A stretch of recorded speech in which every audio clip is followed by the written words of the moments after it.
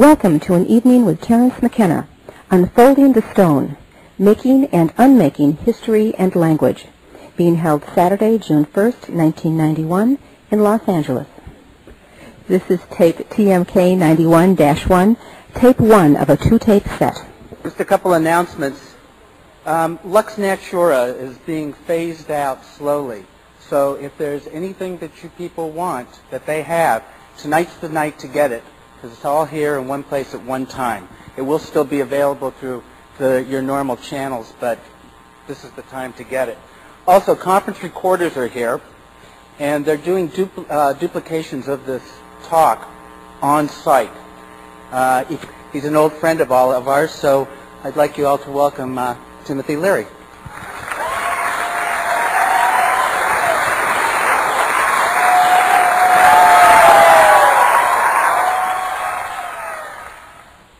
Yeah.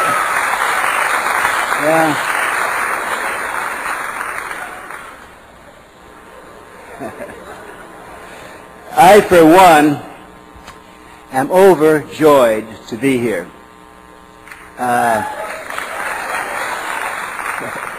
This is one of those special evenings that we will all treasure.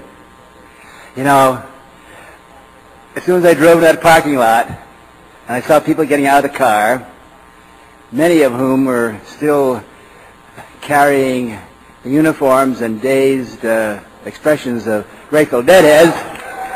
So, how many people were at the Dead concert? Huh? Yeah.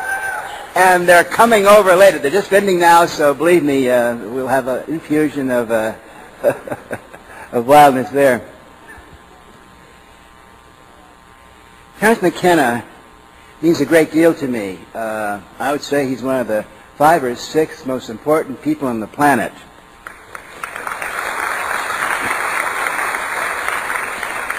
I can't even think of any others. Short-term memory loss, but I was talking. Oh, by the way, I should tell you. Terence and I keep meeting in the most wonderful, mythic, adventurous places. I was doing a wild tour through Germany about a year ago. And we came to Heidelberg, and we were being guested by some people that came right out of Hermann Hesse. I mean, wizards and gnomes and, you know, that sort of thing. Heidelberg. And there in a restaurant while I was having a sandwich before performing with some cybernetic people, there was Terence McKenna, and it was just so perfectly Hesse, Journey to the East, yeah. So we meet again here tonight. You know, I was talking to Terence backstage before we began, and we both agree that what he will be saying tonight has been said over and over again at all those high moments in human history when those who have gone within and understood about the brain and the inner treasures, we all come back and pretty much say the same thing. The problem is, though, that once you say it, you know, you can't go on saying it and saying it and saying it. And when Terence came along a few years ago and was saying what I'd been trying to say, but naturally better, upgraded, up to date, I was so overwhelmed with gratitude, and I publicly thank you for that, Terence. By the way, the role that Terence is playing right now is one that takes not only vision, but it also takes fucking courage.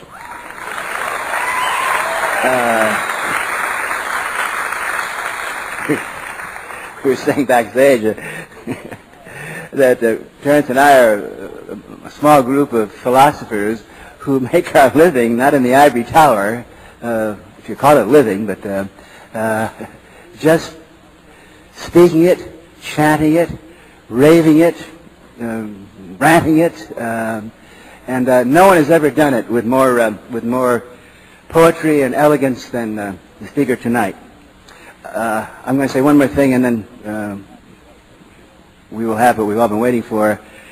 Terence reminds us that all human wisdom, all energy comes from our beloved synergetic partners, the vegetable queendom. It all comes from the plants. Now, a round of applause to the vegetables.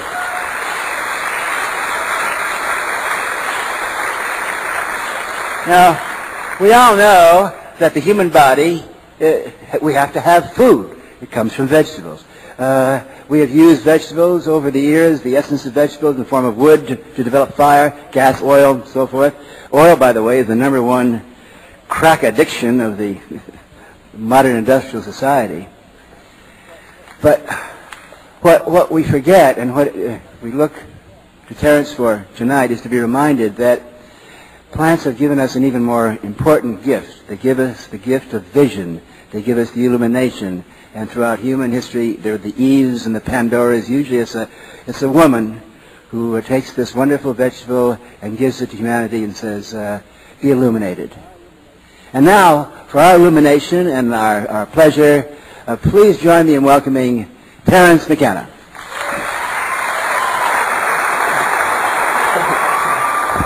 Good job.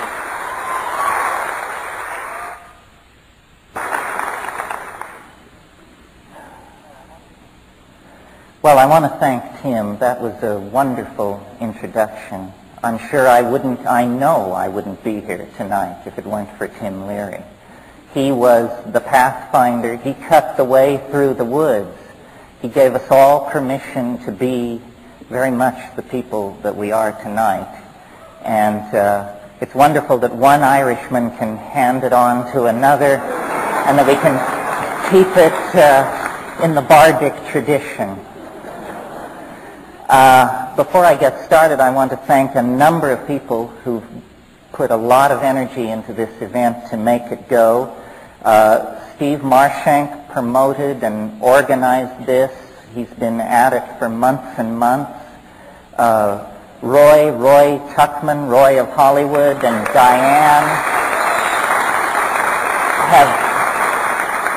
have supported me and given generously of hundreds and hundreds of hours of airtime to put these psychedelic ideas across. And believe me, you hang your ass out to dry when you take this position. Tim mentioned courage. Nobody has had the kind of courage that Roy and Diane have had to push that message into this town. So we salute them.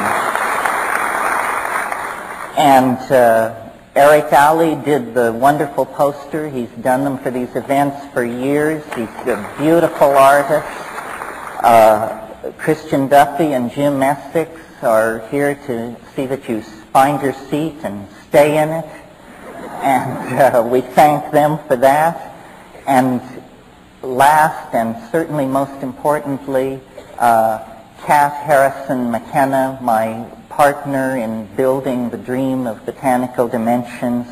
I sit up here and take the limelight and the glory. It's Kath who fashioned botanical dimensions into the functioning entity that it is. She manages it from day to day. We had a $51,000 balloon payment that I talked to you about in Port Hueneme. It's paid off. It's finished. The land in Hawaii will forever be dedicated to the preservation of plants with medical significance and significance to the human family, and that credit all goes to Kath. So let's hear it for her.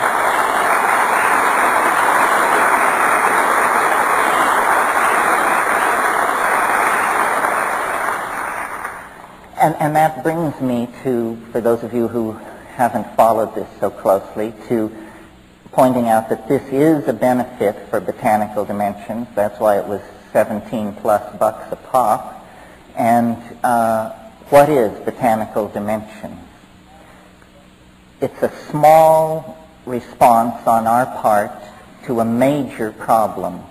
You all know that the rainforests of the world are disappearing at a tragic rate. And maybe that process can be halted through pressure on the World Bank and the International Monetary Fund and these enormous international agencies. But whether or not the clearing of the rainforest is halted, the loss of folk medicinal knowledge on the part of these tribal societies that have lived in balance and equilibrium and respect with nature for millennia, that is tragically going. There's no question about it, because you can't put people into a museum diorama and ask them to parade around in jockstraps while the rest of us drive BMWs. They move into the cities. These people work in the sawmills. They take jobs in the tourist industry. And 25, 50,000 years of medical knowledge is lost. And Tim did homage to the vegetables. Even in today's high-tech world, fully 75% of all the drugs, prescription drugs, other kinds of drugs on the market, above ground, underground, come from plants. This is a priceless reservoir of complex chemistry, but it's meaningless unless the human experiences, the human lore is preserved. And this is what Botanical Dimensions is about.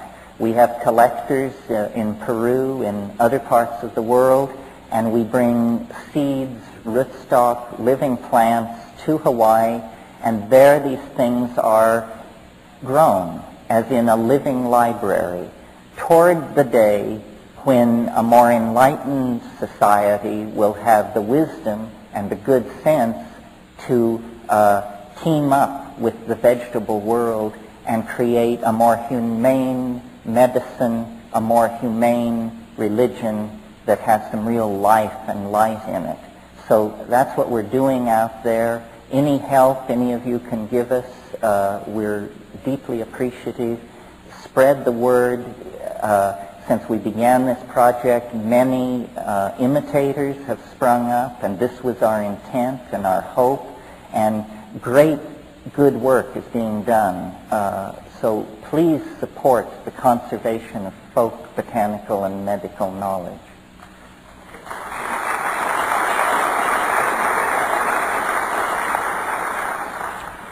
So then, before I dig into this, let me just explain how it'll work.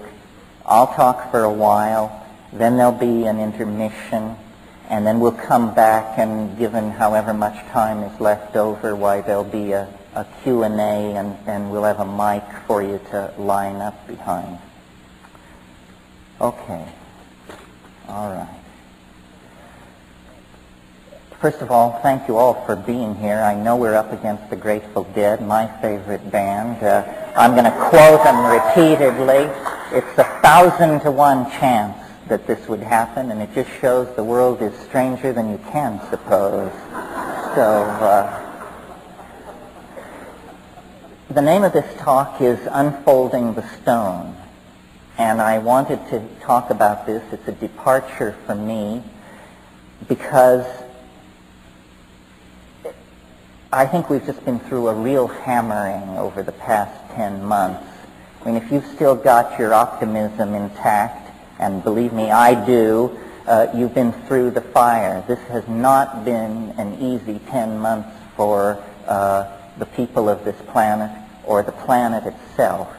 And so I want to sort of reach back tonight and invoke a vanished tradition, get to the heart of it, and try to show how we can bring this forward in our lives to empower hope in the most dark of situations, and in fact to even make these dark situations the raw material of a clearer, stronger hope than might ordinarily be the case.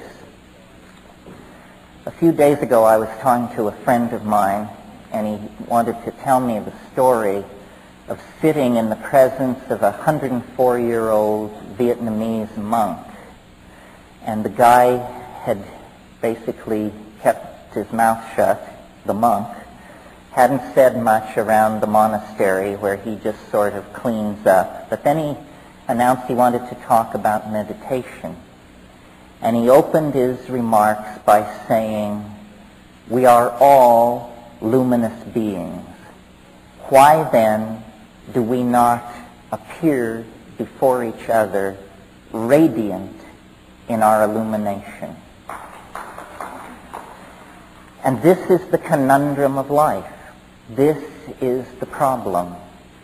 It was T.S. Eliot who said, between the idea and the reality, between the motion and the act, falls the shadow. And why is that? As psychedelic people, this is the problem that we grapple with in our own lives and when we look out at the world. You've heard me say many times, we have the vision, we have the money, we have the technology, but why can we not then appear before each other as radiantly luminous beings? And why cannot we reclaim our planet from toxification, disease, overpopulation, bonehead politics? You know the list. What's the hang-up here? What is the problem?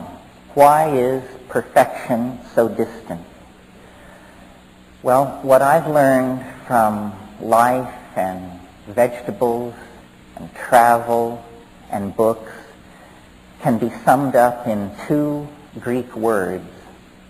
It's the central message of the philosopher Heraclitus. And he was always my favorite philosopher, but whenever I would read about him, he was called the crying philosopher. And I had to live to be 44 years old to understand the poignancy of Heraclitus' message. He said, in a nutshell, Pantit rea, all flows, nothing lasts, nothing is permanent.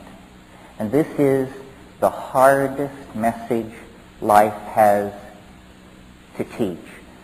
Because what it says is, your joy is transient, your anguish is transient, your fortune, your home, your dream, your moments of great ecstasy, your moments of great insight, your moments of great empowerment, everything is flowing through your hands at the moment that you are aware of it.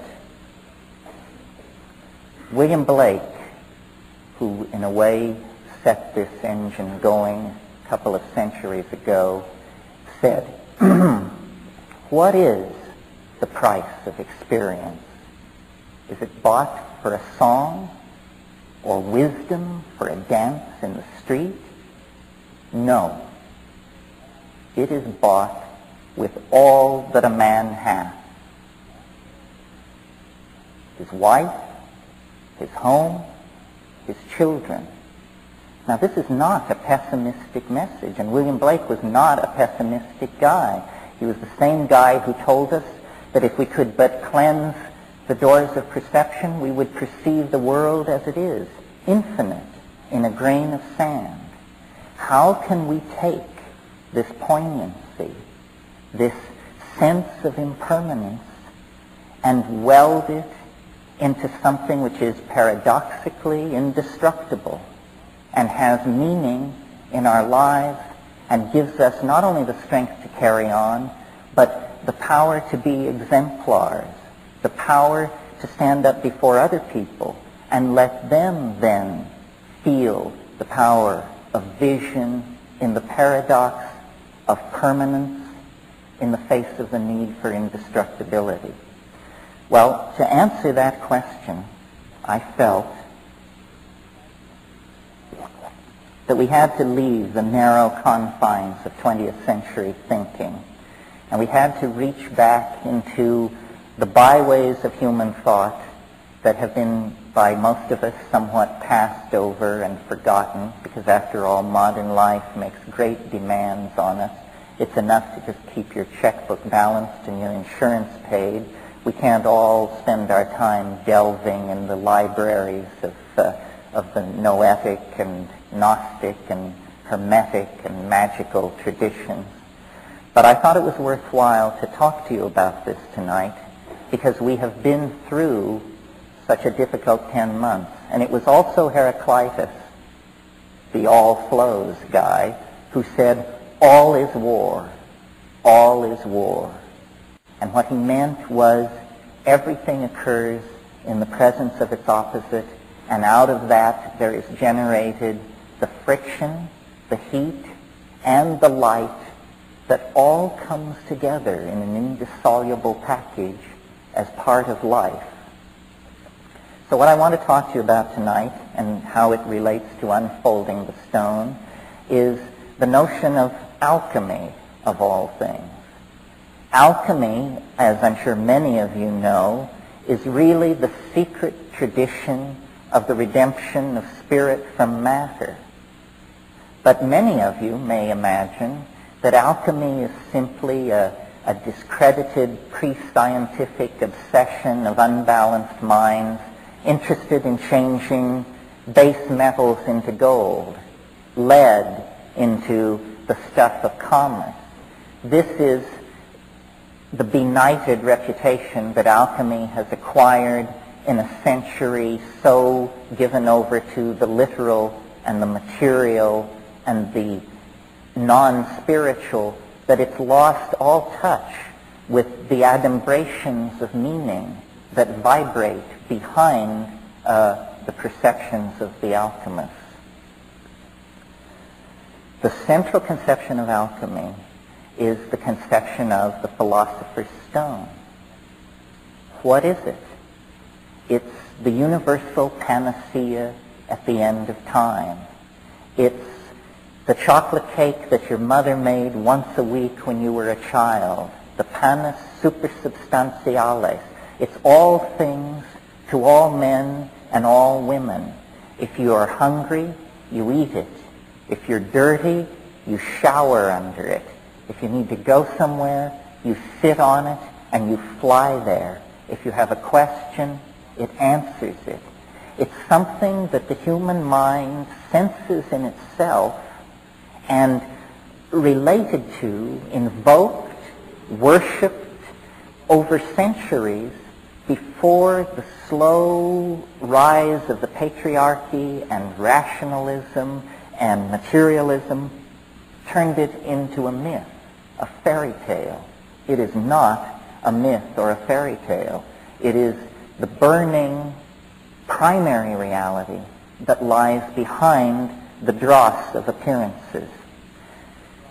Alchemy is based on a philosophy called Hermeticism that was developed in the 1st and 2nd centuries by Gnostic thinkers, Greeks, Jews, people inside the Roman Empire as it was beginning to show the first signs of degradation and decay, who felt a profound disaffection with their world, a disaffection that on the scale of those times was as profound as our own existential disaffection. And the Hermetic philosophers drew back from the rise of Christianity with its doctrine of the fall of man and original sin and the stain of Adam and Eve and that whole thing, and took a different tack and made 2 points which I think we need to recover and live out for ourselves. And the first point was that man, which means men and women, human beings, are divine beings, not lower than the angels, higher than the angels. The message of the alchemical and Hermetic thinkers, and the Corpus Hermeticum actually uses the phrase, man is God's brother. We have no idea what it would mean in our own lives if we could throw off the notion of ourselves as fallen beings. We are not fallen beings. When you take into your life the gnosis of the light-filled vegetables, the psychedelic plants that have stabilized the sane societies of this world for millennia, the first message that comes to you is you are a divine being. You matter. You count. You come from realms of unimaginable power and light, and you will return to those realms. The second point that these philosophers wanted to make was that fate can be overcome. fate can be overcome. Now, for the Greco-Hellenic world, what that meant was the starry engines of the machinery of fate that they saw strewn across the night sky, because they were intensely aware of the power of the zodiac, the stellar shells inhabited by demons that extended out to the unimaginable imperium of the All-Father that was beyond fate. And into that world of astrological fatedness, which is such a strong idea for the Greek mind, the Hermeticists announced fate can be overcome. And they had a novel answer for how this could be done. It can be done through magic, a word not often enough heard in the present world. The overcoming of fate is achieved through magic, and then the stellar machinery becomes not an invasive force into one's life, but an empowering force. Now, some of us may believe in astrology and some of us may not. We are all strongly influenced by the notion of fate, of our powerlessness in an existential world. Jean-Paul Sartre said nature is mute, and we, embedded in the media-dense, message-dense, programming-dense matrix of these hyper-societies that we have created, often feel, I think, like hapless atoms, running endlessly according to the blueprints and programs of unseen masters, whether it's the banking industry, Madison Avenue, whoever. We tend to disempower ourselves. We tend to believe that we don't matter. And in the act of taking that idea to ourselves, we give everything away to somebody else, to something else. So the rebirth of a sense of the stone and its possibility within each of us entails these two ideas: our divinity and our power to overcome fate. There is no inevitability in our lives unless we submit to the idea of inevitability and then give ourselves over to it. Okay. I wish there were more jokes, but it's just been such a tough go. It's been a tough go, I have to tell you. Where can we look in the world to see some confirmation of what I'm saying? How can we draw it down from being, an airy-fairy rap of a bardic Irishman? Well, I think that the place to look is history. Now, if you go to the academies, to those ivory towers that Tim was talking about, and ask what is history, they will tell you that it's a random walk, an endlessly pointless fluctuation. Empires rise and fall, migrations of people come and go, that it is essentially meaningless. I don't believe this. I don't even think there's strong evidence for it. Because what I perceive when I look at the world, not only the world of history, but the world of nature, out of which history has emerged, I see novelty, something wonderful, maddening, paradoxical, and ever-increasing, ever more conserved. Every iota of novelty that comes into existence is somehow saved and passed on. That's why when we walk or drive down Melrose, we see Egyptian fashion motifs. We see fashion statements drawn from the 14th century, the 2nd century, Assyria, Egypt, Angkor Wat. All of the novelty of history coalesces in the living moment. It's always been that way. Every society in the moment of its existence has lived as a resonance, a completion, and a distillation, good alchemical word, a distillation of what has preceded before. And so the alchemical idea that spirit can be redeemed from matter begins to get teeth when you connect the idea of spirit up to the idea of novelty, which has not ordinarily been done. But, you know, novelty is the life of the party, and the life of the party is to be high-spirited. And this is what we need to focus on as the thread in the dark labyrinth of the prison of the material world that can lead us back to the light. The universe is an engine for the production of novelty. It always has been since the first moment of the Big Bang 25 billion years ago. Simpler states have been replaced by more complex states, which have then set the stage for yet greater complexity. Well, the drift of this, then, is that the emergence of language and tools and culture and higher ideals like courage and love and self-sacrifice, these are not flukes, sports, mistakes. These are further steps along the way in the process of the great alchemical furnace of being, heating and casting and dissolving and recasting and purifying and recasting alchemical gold. And so, hard as the world may appear, dark as the hour may appear, in reality we exist in a dimension of greater opportunity, greater freedom, greater possibility than has ever been. The challenge then is to not drop the ball, is to know this and to act on it and to slough off all the leeches and backhandlers and weasels and crypto-fascists who want to deny that and turn man into a machine for their own purposes.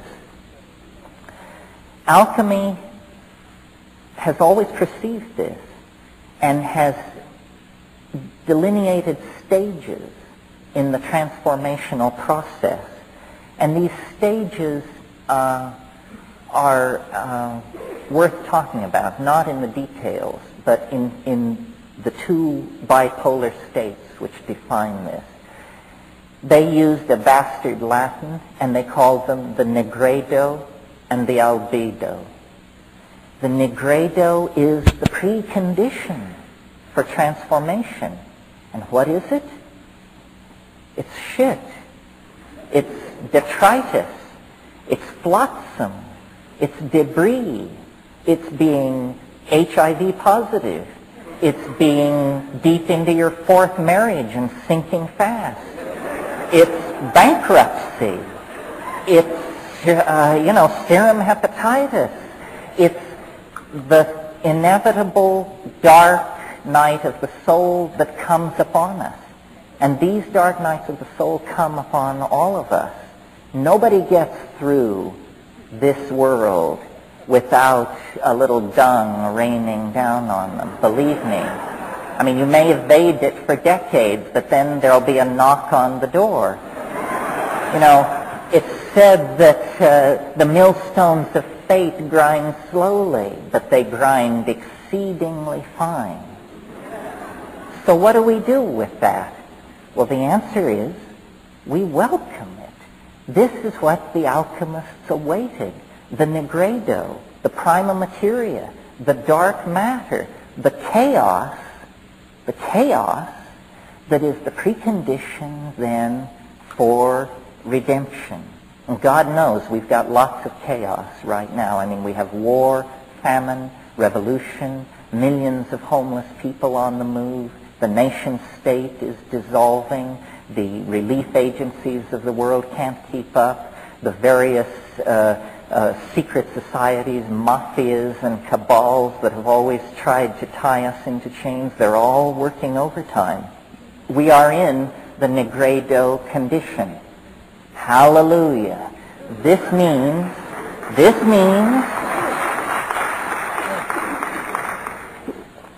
that the kissing has to stop, but the fun can begin, the real fun. the other end of this bipolar condition in alchemy was called the albedo, or albedo, depending on whether or not you came from a coal mining town in Colorado like I did. The albedo, the whitening. And that means that out of the chaos can come a new beginning, a new reality, a new hope. And then the process is one of, you see these alchemists existed in a philosophically more naive, we quote, more naive world than we do. So they actually projected onto the processes of matter their own interior psychic condition. So they did work with matter and fire and furnaces and retorts. And what they would do is they would take the primal materia, lead or excrement or something else, and then they would heat it and turn it to ash, and then calcinate the ash or pour solvents through the ash and get an extract, and then heat that and sublimate it. And out of this, almost as a footnote, came modern chemistry. But that was not the important side of it. The important side of it was that they were projecting mental states onto the swirling retorts of their laboratory. It was like a magical mirror for them. It was, in fact, dare we say the P word, it was psychedelic. What psychedelic means is getting your mind out in front of you by whatever means necessary so that you can relate to it as a thing in the world and then work upon it. So from the nigredo to the albedo, there were a series of these stages. Now, I said a few minutes ago that magic was the key. And by magic, I mean the reclaiming and the reconstruction of language to a sufficient degree that it becomes at first possible, then probable, then inevitable to each one of us that miracles can happen. Miracles can happen. The Grateful Dead have a song, "We need a miracle every day." We do need a miracle every day. Well, is that too tall an order? I don't think so. I don't think so. Years ago, one of these talking vegetables said to me,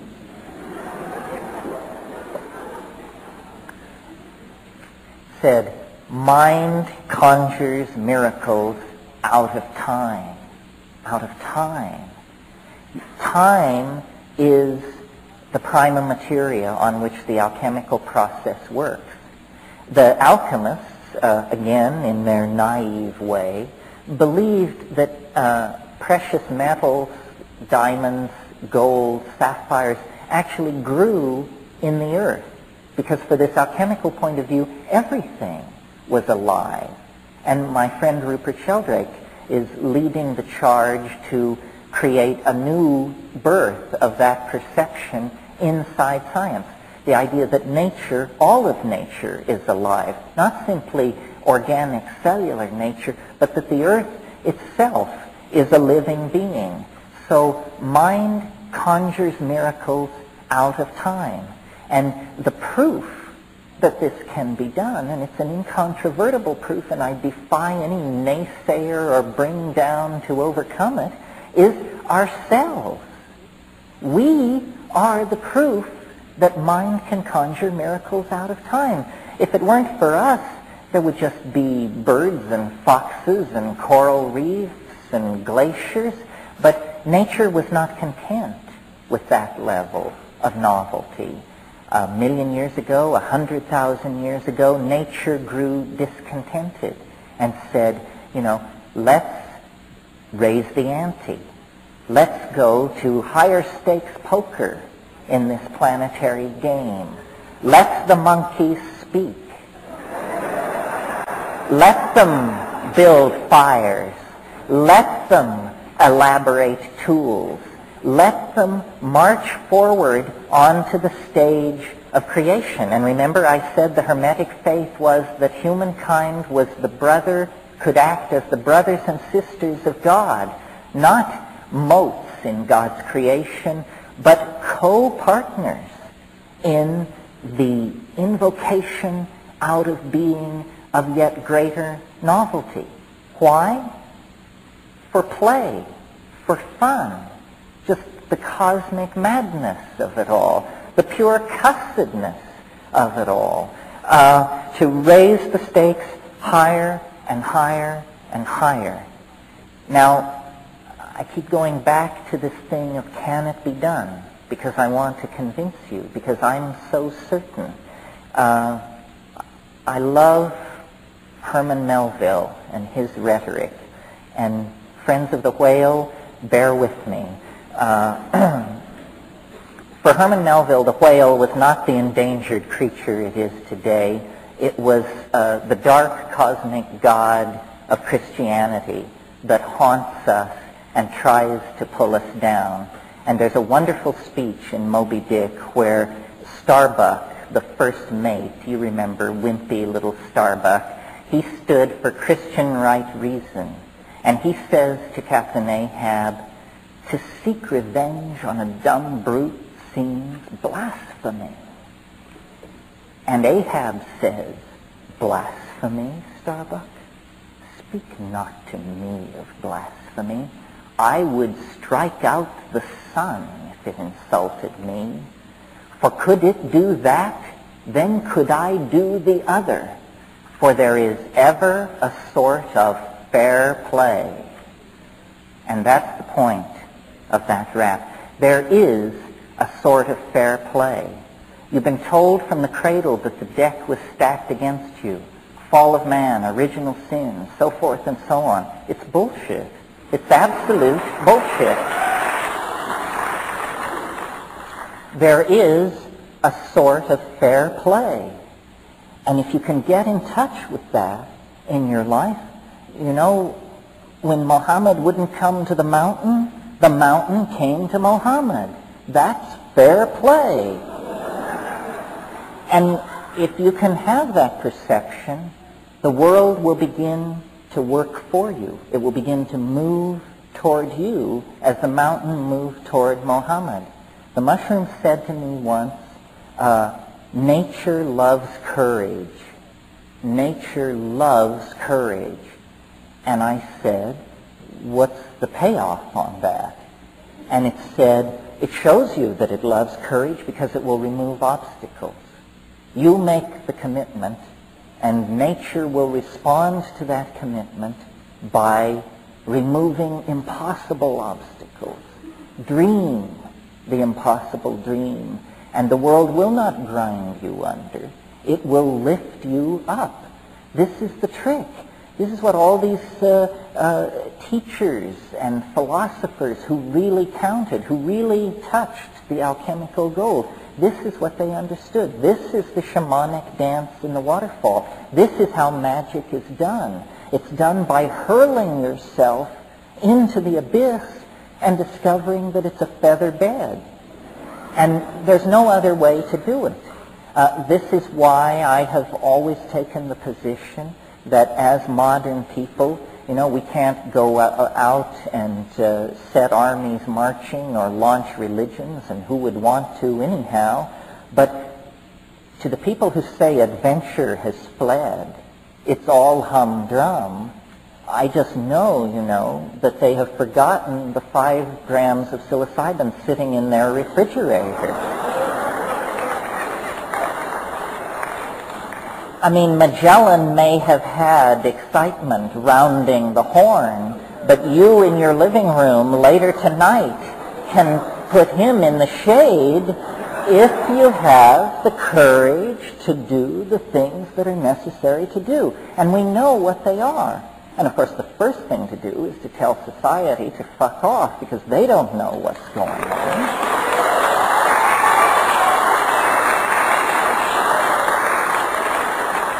This is a matter between the person and the plant, the person and the planet. And all the detritus of history, all the games that people have tried to lay on you.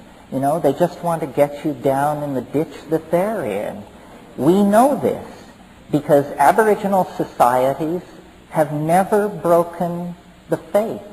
The living gnosis is still there, not for people who paint themselves blue and dance around buck naked, but for us as well. But it takes an act of courage, not a weekend at Esalen, not a trip to the ashram where they tell you that if you'll sweep up for a dozen years, then they'll hand on a whammy. No, the speed with which you can reach depth is under 45 seconds if you know where the elevator shaft is. And you do. I don't have to tell you. I've been telling you.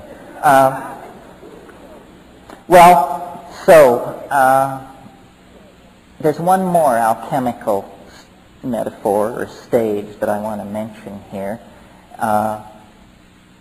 because I think it refers to this psychedelic possibility. Not all the alchemists included this stage in their recensions of the work, but for me I think it's central. Again, in their church, bastardized church Latin, they called it the cauda pavones, the peacock's tail. Now, the physical basis of this is, if you've ever played around with metal and fire, you know that there are certain metals that when they pass through a certain temperature range,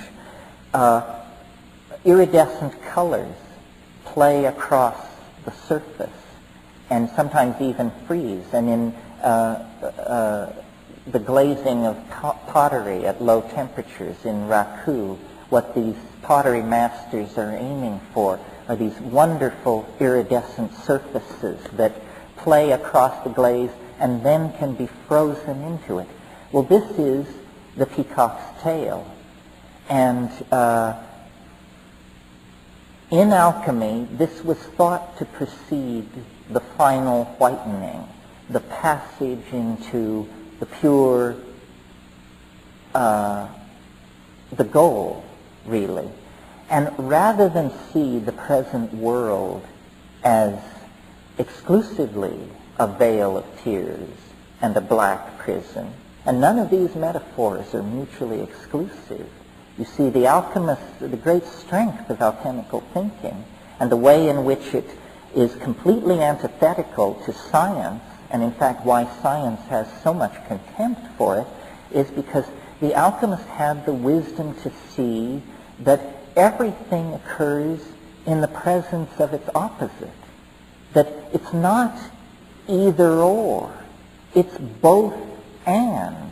They called this the coincidentia oppositorum, the coincidence of opposites, the union of opposites.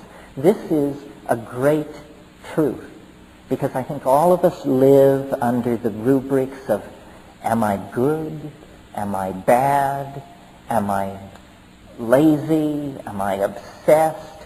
And the answer is that it is never one or the other. It does a tremendous injustice to being to ignore the union of opposites. Now, science, in order to do its work, which is essentially a technological work, not a deep philosophical work, it's a minor art, science. That's all it is. It's a minor art. It's the art of the physically possible. But it has presumed to be the arbiter of all thought, all feeling, all worth. My God, the hubris of René Descartes to divide the world into the primary and secondary qualities.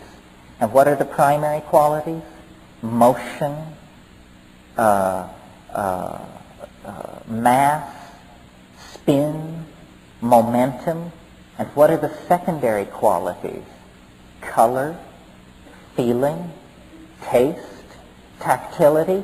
It tells you that you're nothing. You never touch reality. You live in that world of sense, and therefore can only aspire to the real world through some kind of mathematical disembowelment of what your own body, what your own feelings are telling you. So in the Cow de Pavones, the peacock's tail, this is where the contradictions meet and generate heat and light and an excruciating sense of poignancy and meaning and identity. And our world, as we experience it tonight, is quintessentially, another good alchemical word, is quintessentially that coincidentia oppositorum. Now, where do we meet this most dramatically in our own lives? I think we meet it in the phenomenon of birth.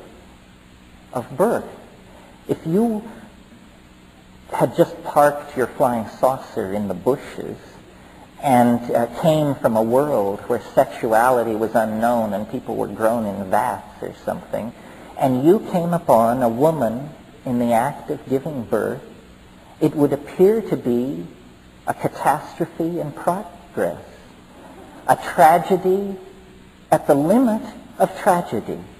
Blood is being shed, anguish is on the surface, real agony pervades the situation. And yet, nature in her wisdom has bound pain and ecstasy, death and completion, regeneration and dissolution into that experience in such an indissoluble fashion that no woman can miss the point. No woman can miss the point. Unfortunately, men have traditionally averted their eyes. This has gone on in a hut at the edge of the village. Nobody wanted to be there. Maybe the shaman would be there, but he was loaded in order to be there. And the mystery of mysteries goes on outside the sight of men. Now, in our world, we are caught in this kind of metaphor. A cosmic birth, a birth of planetary scale is underway. There is agony. There is no doubt about it. I remember an embryologist who once taught me pointed out that the fetus in the womb is literally sculpted by the hand of death, that the immature hand of the fetal organism is a webbed claw, and that it isn't that the flesh retracts to form the human hand, it's that the cells in between die and slough off into the amniotic fluid and are carried away. The fetal child is literally sculpted into life by the hand of death. And our world is in this kind of a circumstance. There are no rational solutions at this point. We are now in the hands of the miracle makers, the shamans, the mind of the planet, the life of the ocean, and the atmosphere. And it's going to get tougher. And so we have to forge the indestructible adamantine stone of alchemical hope, because heavier challenges lie ahead. 100 years from now, 200 years from now, I cannot but imagine that this planet will be empty of human beings. Not because we have become extinct, but because we have gone to our fate. And it's unimaginable at this moment because we are in the planetary birth canal. We are at the peak of transition right now, and the walls are literally closing in. We are being suffocated. We are fighting like a strangled man to try and save ourselves. And yet we have to believe, and I invite you to educate yourself about the history of the planet. There is no reason not to believe that we will come through. We will come through. There is light at the end of the tunnel. There is a meaning to history, but it's an alchemical meaning. History is a vast alchemical engine for the forging of an alchemical humanity. And I don't have the answers, believe me. I don't know whether we go to another star, whether we become 8 angstroms high and all live in a block of metal underneath Mount Everest, whether we march off to the heart of the sun. The scenarios are endless because the human imagination has such a power to bootstrap itself to higher and higher levels. What would Paleolithic man have made of the religion of pharaonic Egypt? What would the pharaohs have made of the engines of war and hydraulic machinery created by the Romans? What would the Gothic scholastic enlightenment have made of the age of cybernetics, psychedelics, and virtual reality? The imagination is the alchemical deus ex machina that can lift us out of time, out of the negredo of history, and into higher and higher and higher states of being. Now, there is no reason to simply then ride along in this process, because another perception of the alchemist that is central to getting this all lined up so that it works is the idea of the macrocosm and the microcosm. What does that mean? It means that the world truly is fractal in the most profound sense, meaning that what is going on some very large scale is condensed, intensified, and recapitulated on smaller scales, so that the dynamics of a love affair are the dynamics of an empire. Both are the dynamics of the evolution, expansion, and extinction of a species. There is only one way that things can happen, and whether we're talking about microphysical events or the life of an entire solar system, the curve of binding energy is going to be the same. So that means that this redemption of spirit from matter, that is the historical process that we are embedded in, we can do our part by working on our small section of this, which is ourself. This is why alchemy was so fascinating to the Jungian psychologists, because they saw that this work of redeeming spirit from matter is nothing more than the work of redeeming the self from the contaminated dross of the traumatized and damaged psyche that we each inherit from our passage through the parental shit pile. We each have that gift to deal with. That negredo is within ourselves, and this is why we're in therapy, and this is why we take psychedelics and meditate or do whatever we do, because we all have this dross within us, and this is a great gift. It means that we can begin consciously the process of distillation and sublimation and casting of ourselves into that golden being, that luminous creature that this 104-year-old Vietnamese monk sensed and evoked to my friend. But it's more than that. We do that alchemical work to perfect our own sense of the union of opposites, our own sense of the presence of the living alchemical stone within, in order that we may then participate, act in, and be part of the transformation of the planet. And it is an immense transformation. And there is no reason to doubt it, because the emergence of organic life from what preceded it is as dramatic a miracle as anyone could imagine. The emergence of language from mute bestiality, which is only 100,000 years in the past, is as dramatic a miracle as anyone could imagine. The emergence of a planet instantaneously unified by electricity and media is, and this is only 50, 60 years in our past, it's still going on, is as dramatic a miracle as anyone could imagine. It's absolutely irrational to not be filled with the fire of consuming hope. You just have to overcome the leveling that we inherit from these empty existential scientific ideas. And when we do that and lift our eyes to the real living, spiritually empowered reality that exists in nature, in society, in our lover, in ourselves, then you see that the peacock's tail, the cauda pavones, is a transcendental object at the end of time, an enormous,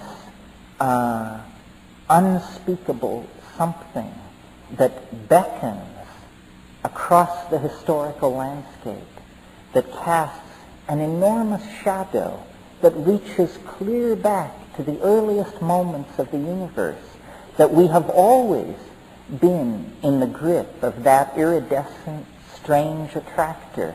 It has propelled our poetry, our art, our best moments have always been when a tiny scintilla, another good alchemical word, a tiny spark of that alchemical completion burned for a moment in our mind, in our life, in our perception. And we occupy a special position in regard to this.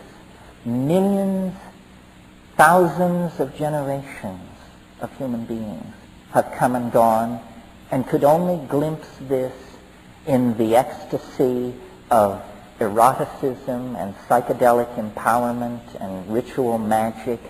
But we are the last people. Beyond us lies the mystery.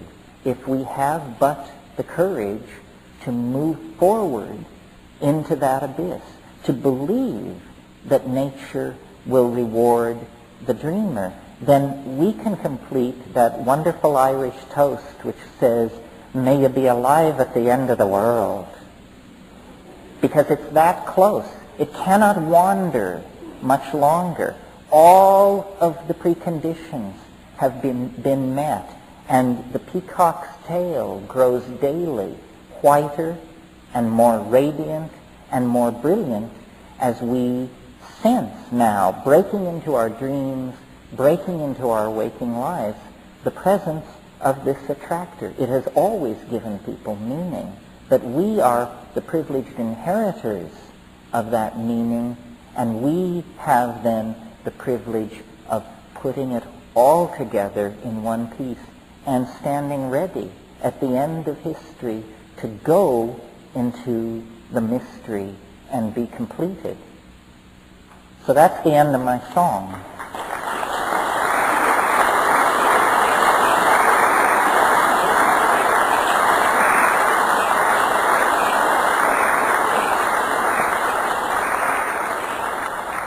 Take a break, and we'll be back in 15 minutes, and if you've got questions, and God, I hope you do, we'll deal with them. Thank you very, very much.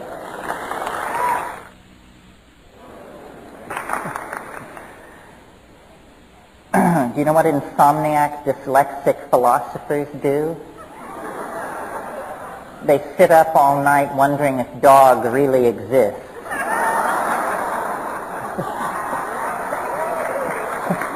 It's also an intelligence test. Also, I'd like to point out to you, just to keep you current, that Nina Graboy, who is an old friend of mine and of Tim's, has a new book out called 1 Foot in the Future. And this is a lady who lived a life that went from the center of Nazi Europe to Millbrook and beyond. And it's a wonderful book. It's out in the bookstores, and I just call your attention to it. Okay, let's have some questions here. Okay, can you hear me? I can hear you. This is not a joke, I'm afraid.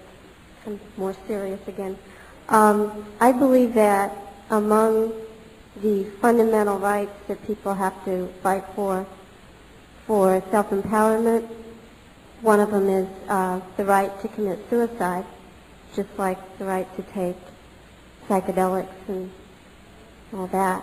And I'm wondering if in your world travels you might have come across some wisdom about plants that people have taken for, say, relatively easy suicides, like hemlock, or what you know about them. Well, with your point, I mean, I think people should be free to do whatever they want to do with themselves. The classic answer is obviously the poppy. Opium and its products, this is the modern instrument of dying, is morphine injection unto death. In the Minoan civilization, the fascination with poppies reached such a proportion that when they translated the Linear B texts, at first they took the symbol for poppies as the symbol for wheat, because the tonnage that was being recorded as being produced and used was so huge. So yes, the waters of Lethe, the waters of forgetfulness, the poppy will carry you to the gates of death and beyond, if that's your intent. Now, just back to the issue of empowerment, usually any derivatives of poppy, you have to go through doctors or authorities. In fact, just aside here, people who are dying in the hospitals, I understand, they don't even give morphine anymore.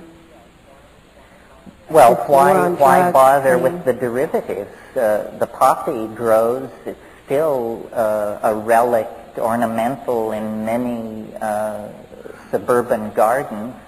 I noticed in someone's garden recently poppies that had been as expertly etched as if we were on the highlands of Laos.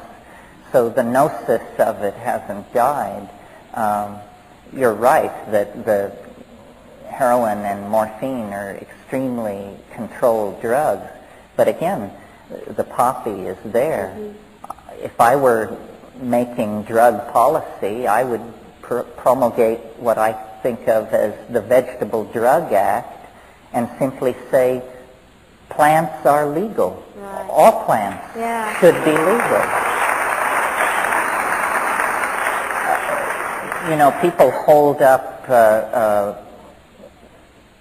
opium as the scourge of mankind, and yet it was used medically for 3,000 years, and it was only in 1603 that the British physician John Playfair was the first person to notice that it was addictive. So it took 3,000 years of using it before anyone actually came to grips with the fact that it was addictive. Can I ask you quickly about hemlock? What do you know about that? About what? Hemlock. I know about it. I think it's a rather painful way to go, really? Actually. I go back to the opiates. Because some herbalists told me it wasn't. Well, it will deliver you into Charon's boat for sure. But your impression is that it's painful. My impression is that the poppy would be the way to go. Okay, thank you.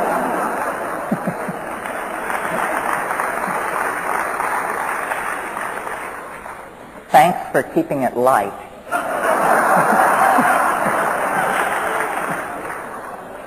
Yeah. Hi, Terence. My name is Joao, and I was born in South America, in the Amazon. And after that, I went to Germany to study chemistry, thanks to Sandoz, Basel.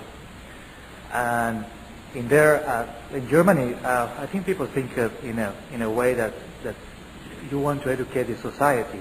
This is an alchemy society, and in a way, I guess we learn. For example, Jesus Christ was one of the first alchemists, and the Romans tried to make a mock of him because he was saying, they put a sign on the cross saying INRI, and people said, oh, this is Jesus Nazareth, and it was not.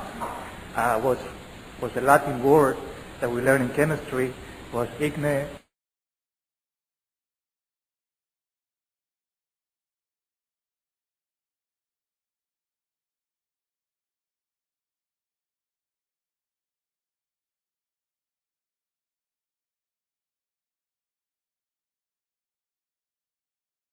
Learning chemistry was igne natura renovatur integra, means that natura is renovated by fire. So what Jesus Christ was telling to everybody was that we have an aura, like gold, and gold in Latin is aureus, and what we have to do is do alchemy with our fire, with our core, to transmutate the dirty elements we have in our body and transmute our soul and become something more purified. Was it really interesting? Well, yes. I mean, you make an interesting point. Christ can be seen in this alchemical context because what he was saying was what I claimed here tonight is the alchemical faith. He was saying that man is divine. This doctrine got raked over the coals by the patristic fathers, but the career of Christ is very interesting because there does seem to be this confluence of elements that hint at a transformation that was not simply spiritual, but that was spiritual and physical at the same time. One of the most puzzling incidents in the Gospels, I can't remember which one it is, but after the resurrection, when the Marys go to the tomb, there's this amazing encounter between the risen Christ and the Marys, and he actually says, "Touch me not, woman, for I am not yet completely of the nature of the Father." But yet he is resurrected. He is speaking. He stands before them alive. But he says, "Touch me not, I am not yet completely of the nature of the Father." So you're right, there is this alchemical suggestion in the life of Christ.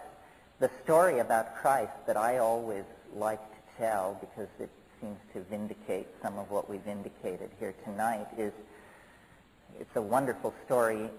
Christ is said to have appeared to the apostles in the upper room 40 days after the crucifixion, I believe. But the apostle Thomas was not present. And so then Thomas comes after this incident, and the apostles gather around him, and they say, "The Master was with us. He came in the flesh." And Thomas says the equivalent of, "You guys have been smoking too much of this red Lebanese that you've been getting." And then Christ comes again. And he says in that incident, Thomas says, "Unless I put my hand into the wound, I will not believe it." And so then Christ comes again to the upper room, and he looks over the assembly, and he gestures Thomas forward.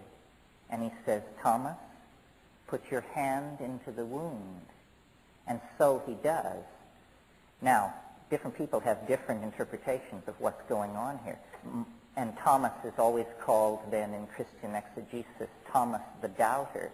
My interpretation of what's going on here is that because Thomas doubted, he alone of all the apostles touched the resurrection body. He alone was vouchsafed this immense privilege, and it was because he doubted. So it's a tremendous inspiration to doubt, which is what I urge you all to do about this kind of thing. On the other hand, I went back to the Amazon to meet my roots there with Yanomanos and Macuitares Indians. For 2 years I was teaching Portuguese and Spanish. And what I learned from there is that when they take drugs, when they take the herbs, they take it to be good warriors, and that's what my concern in society is right now. That in here, if we take any kind of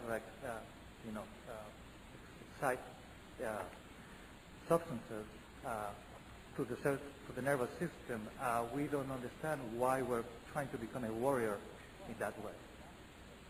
Well, no, you're right that this Yanomami folkway is definitely about male aggression and this sort of thing. But I also wonder if in that situation they actually encounter the reality obliterating psychedelic ecstasy that comes with when those substances, which are DMT specifically, are purified out. No, I'm not. My method is skeptical. It goes back to the Thomas the Doubter story. It's not a cult of the primitive. It's not a cult of that ancient is best. It's a cult of experience.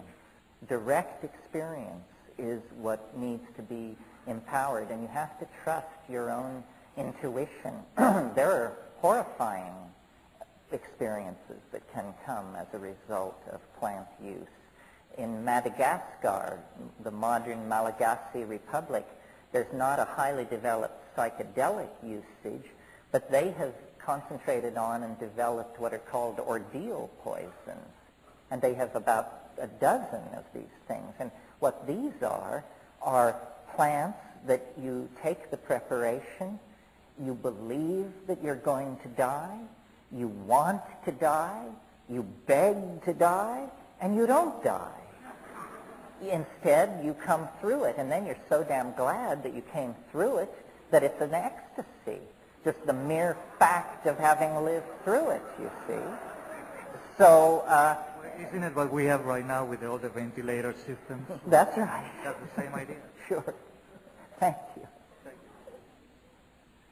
Hi. Once one has acquired the bundleweed, how does he consume it? Technical questions here. Detail freaks, cooks, and recipe mongers. For the benefit of those not initiated into this, it's interesting. Aboriginal human beings have searched the world for psychedelic sources and have been, such as in the Amazon, very successful, but not exhaustively successful, so that it's recently become known in the phytochemical literature that a plant, Desmanthus illinoiensis, which this gentleman is referring to, the Illinois bundleweed, appears to have one of the highest concentrations of dimethyltryptamine of any plant that's been looked at, and it has no history of Aboriginal usage. And the question is how to activate this into a usable psychedelic. Probably the way to do it would be to attempt to create an analog to the South American plant drug ayahuasca by combining the bundleweed with a North American source of a beta-carboline, such as harmine, which is what's in ayahuasca, and that would activate it.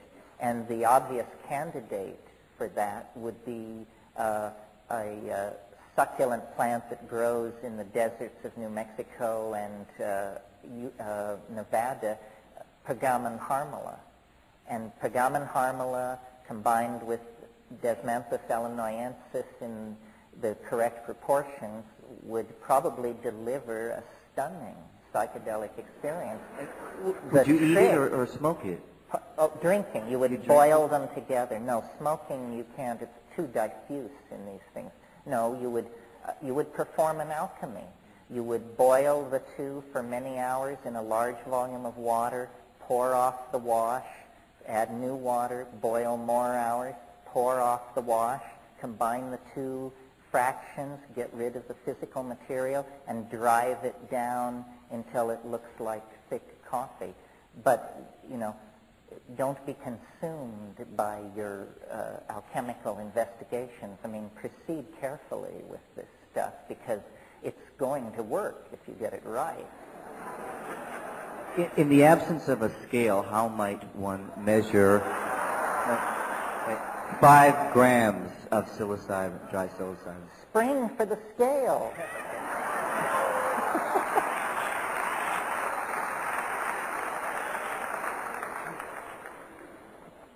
Terence, I was here the last time you were in LA. I think it was about a year and a half, 2 years ago.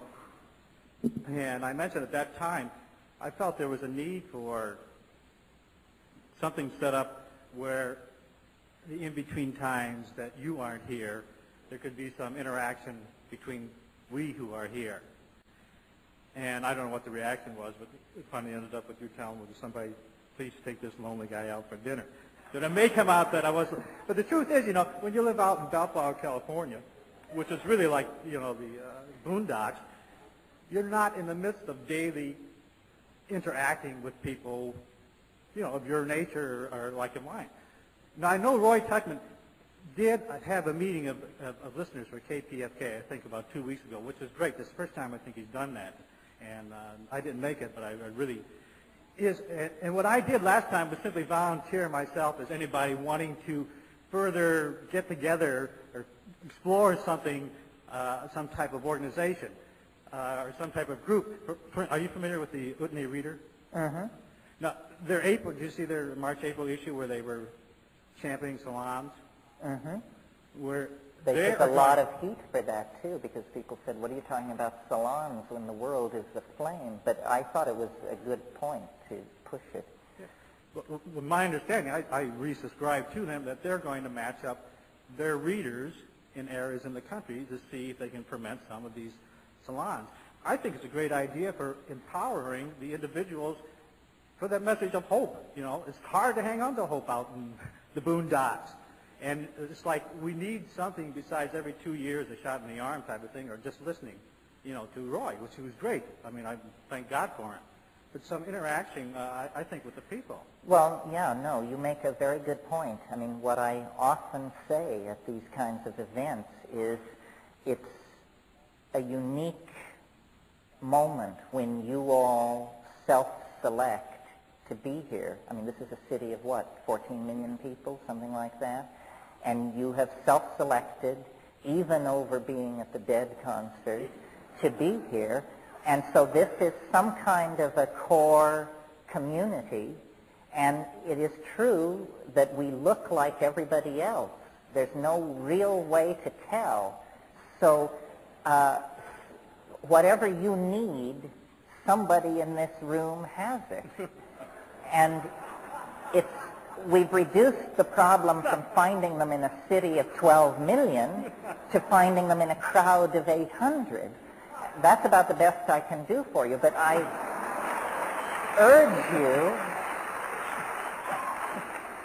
urge you to look around you and see who's here, and remember, it's tricky, of course, because motivations are complex and loyalties are complex, and not everybody knows who they work for. But nevertheless, we have considerably simplified the problem of community by gathering ourselves into this room this evening. And I don't like these big events because I don't like sitting up here in the light and looking out over the sea of faces. I'm against guruism, leader trips, and anyway, the whole point of this message has to be that it's for everybody. Nobody is special. If it can only happen to some kind of elect, then it's got no impact, no ability to save the planet. It's a human mystery.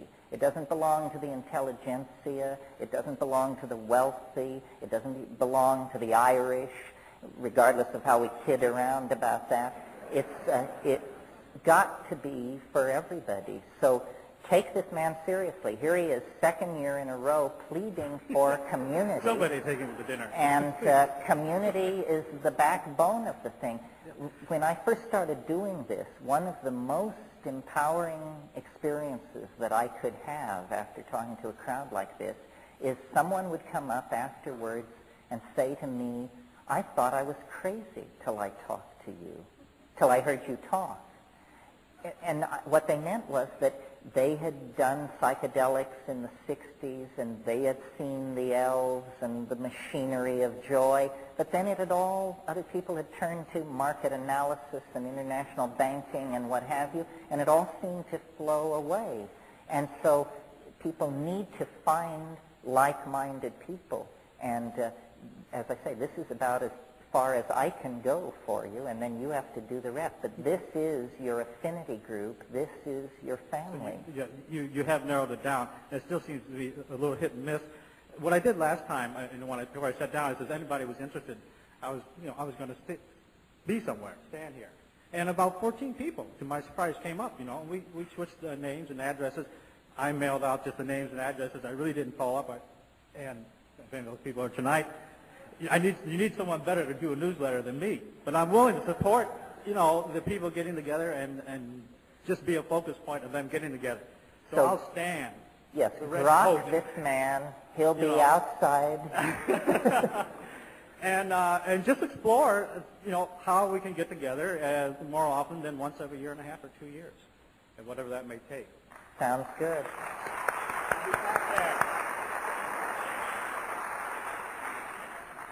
Yeah, Terence, I was interested in your concept of fate. It reminded me of a quote by Jung where he says that fate is doing willingly that which I must do. And I was wondering about this concept of fate. You were talking about the Greeks thought of fate as the one thing that you couldn't go beyond. Even Zeus himself was terrified of the fates, the Moira, and the idea of not being able to pass beyond the physical body, not being able to pass beyond boundaries, that we are bounded by fate, even the gods themselves. And yet you were talking about the concept of the alchemist believing about going beyond one's fate. I find this idea very delicious. I thought maybe you could elaborate on the idea of going beyond one's fate, or this kind of freedom in the Yes, the way they did it, as I briefly indicated but didn't get into, was through magic. And the kind of magic was the following. It was the styles of Renaissance magic that developed in the wake of the translation of this Hermetic corpus. Previously, magic had been sort of as the cartoon image we have of it, the lonely wizard off in the woods grinding up his potions and toads, or that sort of thing. But in the Renaissance, in the courts of the Medici court, people like Marcello Ficino and Campanello, and these people took the idea of astrological associations, in other words, that plants and minerals and odors and this sort of thing could all be associated to given zodiacal signs, and they created a theatrical style of magic, a ceremonial magic, whereby,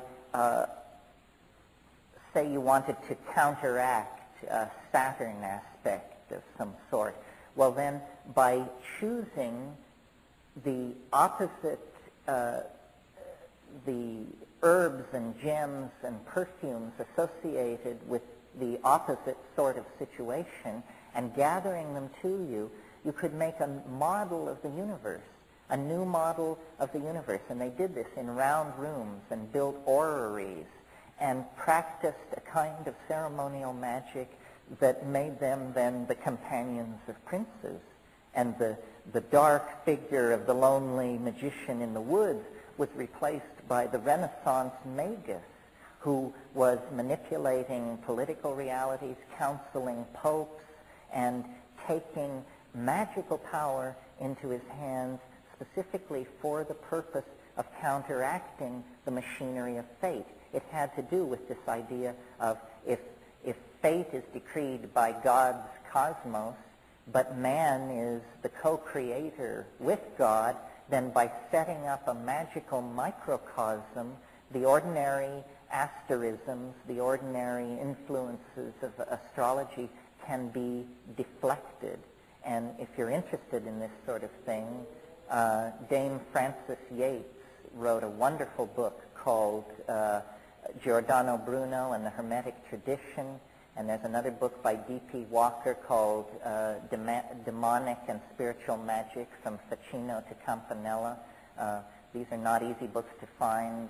Try the Bodhi Tree, and William and Victoria Daly down on Melrose can help you out. If they were easy to find, what fun would it be?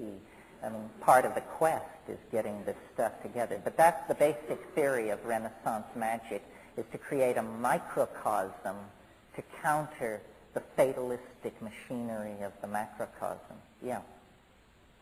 Hi. Hi. I've heard you talk a lot about themes repeating themselves a lot, and one of the things I've thought About what? I'm sorry. Themes in history repeating themselves. Oh, yeah. And one of the things I've thought about is popular Western music, how it changes and recreates itself. And I'm just curious about your insight on that, and its role in using music as a language to communicate things in the future and so forth. Well, it seems there are a couple of questions here. I mean, there's an impulse which comes and goes in music, which is to be evocative of the spirit. I mean, you feel it in Van Morrison, and you feel it in Locatelli, and then you flash back another 200 years and you get it in Johannes Ockeghem. These people, where it's liturgical, but it's liturgical because there was no other space in society for that. Music, this question really reflects on the previous question.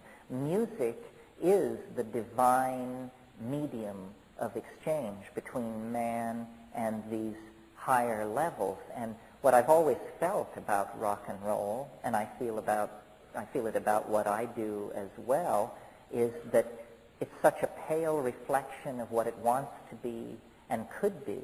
I mean, at a Dead concert, you know, when they get to noodling, you actually begin to feel the dimensions shift, and you actually feel the possibility of a doorway opening into another dimension. This is sacral music in the highest sense of the word. It goes back to the Pythagorean theory of octaves and the mysterious relationship of the shortening of a string to the diminution of the tone, and also resonance. Resonance is a very strange phenomenon, thinking of it in terms of we pluck the string of a cello here, and a piano sitting across the stage emits a sound.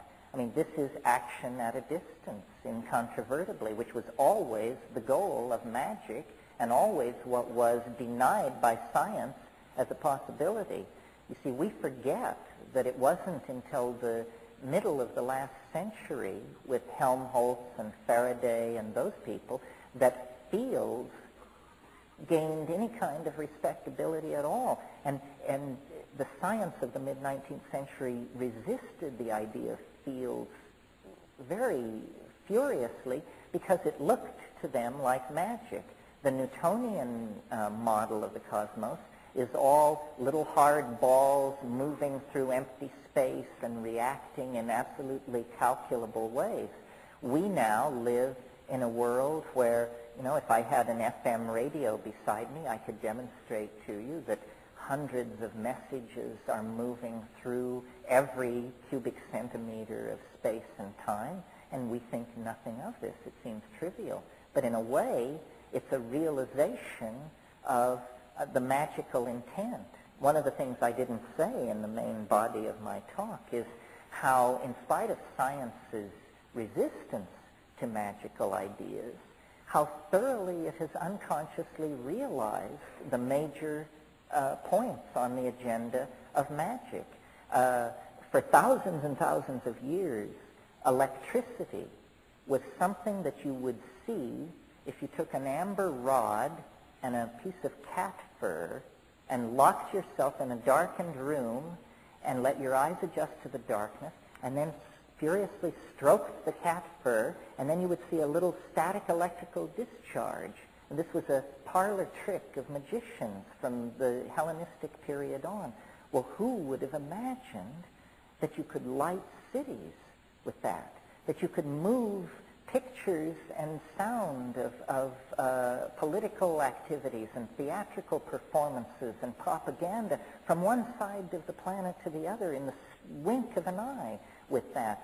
Science did that, but it has, in a way, created an entirely magical world which we have grown blasé to because along with it has come some fancy mathematics that I would wager to say there's not a person in this room who could fully explicate, and yet because that mathematics exists, we think that this is all very humdrum. You know, it took Marshall McLuhan to say that the age of electricity was nothing less than the descent of the Holy Ghost onto this planet. I mean, that electricity is the third person of the Trinity. Nothing like dabbling in a little heresy here, but that's the fact of the matter, folks. Let's do one more here, and then we yield to convention. Hi, Darren. How are you? I'm fine. Once I went to New Year's Eve, I went to a concert, to a church service where we had communion and then all howled like wolves, and from there moved to a Grateful Dead show. Tonight I went to a Grateful Dead show. Now I'm here. Would you like to howl like a wolf? Oh, that was back in 84 or 85. Close to the microphone. Okay, there. Oh. I just read some Rupert Sheldrake recently. He's like the art I try to do. It's resonant systems. He's talking about all the way. A friend came to me and said, if you're going to just ask parents if Dementis, the bundle weed, is really 6% DMT? No. 0.6? Probably. Closer. 0.8, I think. I said once it was 6%, and my mailbox filled with letters from people better informed than I. So I'll pull back on that. Any references that I can, on that quantity? I can't give it to you off the top of my head, but if you talk to me, it's known. I think it's in the Journal of Phytochemistry. But maybe if you talk to the guy who asked the other question, he's well informed. This obscure plant is certainly getting a high profile here this evening. And since Robert brought up the notion of interacting so elegantly, I would be willing to have a salon if someone is interested. And on the net, on internet, or Usenet, on USC Bang Coriolis Bang DBAN. Very good. So here's another person interested in building community, and they offer the possibility of another dimension of community, which is a computer networking possibility that preserves the anonymity that is very important to this kind of work. I just want to leave you with one story because it sort of fills out the theme and shows how peculiarly the spirit moves and how the coincidentia positorum is present in so many unexpected situations. I think somewhere in the body of my talk I got to dig in at Cartesian logic or Cartesian rationalism. As you know, modern scientific materialism was founded by René Descartes, French philosopher of the 17th century. But what the historians of science have been at great pains to keep from view is the following story, which is attested to in Descartes' own journals. When he was a young man of about 22 years old, he decided to go soldiering and wenching around Europe, which was something young men of that era did. And he joined a Habsburg army, which was on a mission to lay siege to the city of Prague in Bohemia to suppress what was essentially an alchemical revival. I won't go into the details, but a young prince of the Northern Leagues and his queen, who was the daughter of James of England and was named Elizabeth after her grandmother, had managed to gain control of the empire, had been elected, in fact. He was called Frederick the Elector Palatine, And this Habsburg army was sent to destroy this Protestant alchemical reformation, and it did so, laid siege to the city and killed this young man, and his queen fled to The Hague. And then they retreated across Germany. And on, I believe it was the 17th of August of that year, which was 1619, the beginning year of the 30 Years' War, they made camp at Ulm in southern Germany. And just as an aside, Ulm later was the birthplace of Albert Einstein. But that night Descartes had a dream. And in the dream, a radiant angel appeared to him and said, the conquest of nature is to be achieved through number and measure. And in that moment, René Descartes went from being a nobody to being the founder of modern science. Modern science was founded at the direction of an angel, and the angel showed how it was. And to this day, modern science has made all of its strides through the application of number, mathematical analysis, and measure. That is the secret of the scientific conquest of nature. And it's a secret that was imparted to René Descartes by an angelic entity. So I'd like you to leave this evening wondering, who do we work for? And how does it work? Thank you very, very much.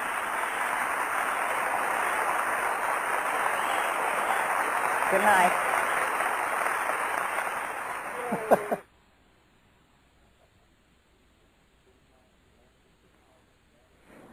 This marks the end of the talk. Thanks for listening.